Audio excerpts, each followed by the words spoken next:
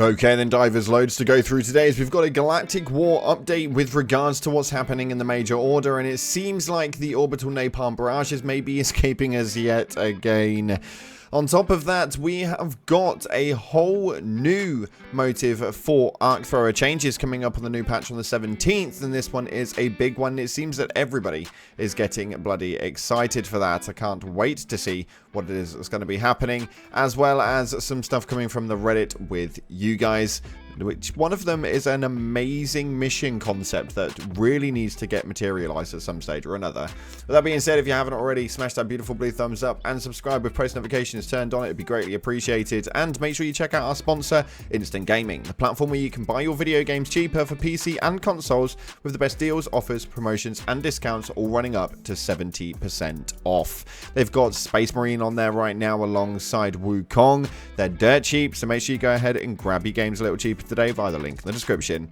That being said, let's see what's going on inside of the game right now. So starting off, if we make our way over to the Galactic War table, you guys can see quite clearly that we are in for a bit of a troublesome time. With the Major Order that ends in 20 hours and 19 minutes, we clearly are not finishing that Major Order, and it seems like all efforts have been for no reason at all. We've got an exact near enough 50-50% split between the bots and the bugs of people who wanted the orbital napalm barrage and people who just wanted to squish bugs. 15,000 over on the Gen Z sector, and this is leading to a bit of a difficult time. We had to take out 2 planets to obtain the orbital napalm barrage, being Mastia and Tarsh, and of which we have near enough taken out Mastia, and we'll have the remainder of 1 day left to do 75% of Tarsh. Now, whether that actually materializes or not, we'll have to wait and see. The player count has gone up in the last couple of hours, with 10,000 people attacking Mastia right now. The likelihood is by the time we upload this video, this will probably be completed. So we only have the 1 planet left to take over. In 20 hours, I've seen you Helldivers do a lot worse, so let's make sure that we get this finished and obtain that new stratagem. It'd be absolutely amazing. And just in case you were questioning whether that's real or not, you've all got the dispatch notes for the situational recap that we had yesterday. Just Tasha Mastia, we obtain the orbital napalm barrage, and this thing is absolutely amazing, and it is working so well. So if you want to continue squishing bugs and you want to squish them effectively, especially considering we've got the new update coming, that is definitely one you want to take into consideration.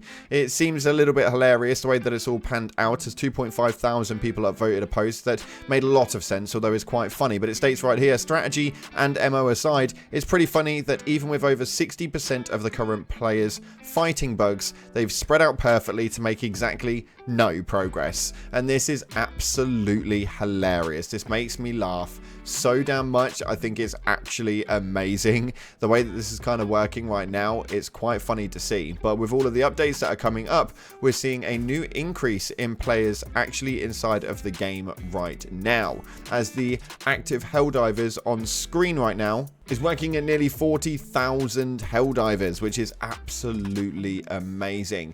We have got around 13,000 on the bot side and around 15,000 on the Gen C sector, alongside the Sten sector, which now has nearly 7,000 people fighting for it. A little bit confused as to what's going on here, but overall it'll be one of those. Hopefully we manage to get the new orbital napalm barrage, but if we don't, then it's just something that we kind of need to work on. The split between the bots and bugs is evident, and it's quite obvious as to the reason why.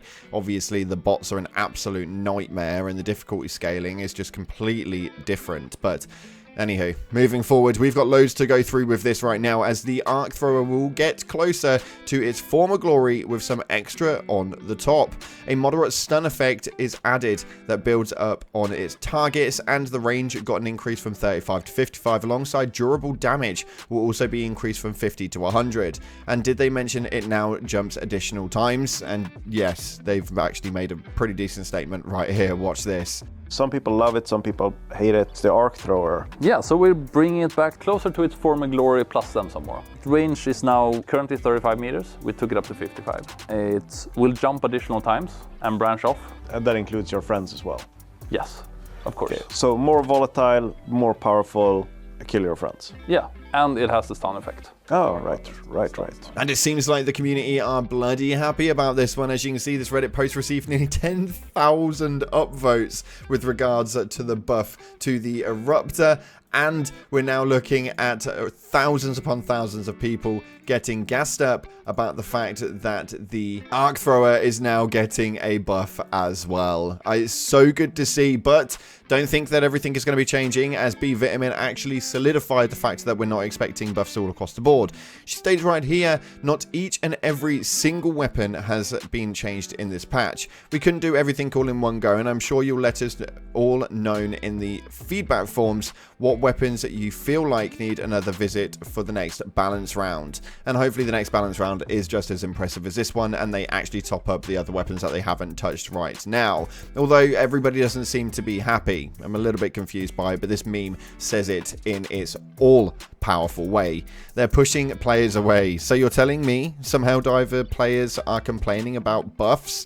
But yes, and you can never make everybody happy, but the people that are upset about it right now will probably be the hardcore players that think that the difficulty scaling is what makes the game what it is, let alone the actual fun and longevity of it is actually sustainable upon that. And it's kind of showing. With 40,000 people inside of the game right now, it's starting to look like a good turnaround, mainly because we haven't seen this number of players for a little while. It's been a little bit of a difficult time with the numbers reaching as low as 5,000 players. To obtain nearly 40,000 in the last couple of days, these patch balance better be good, because I think that people's expectations are quite high. But what more things is it that you guys want to see? Well, it's actually being made pretty well known. How to balance a Heavy Devastators 101. Laser minigun overheating. This is something that loads of people want, with 2,100 upvotes, and also allow/disallow no clipping and shooting through terrain. Facing these guys is like facing a hacker, and it does seem to be the case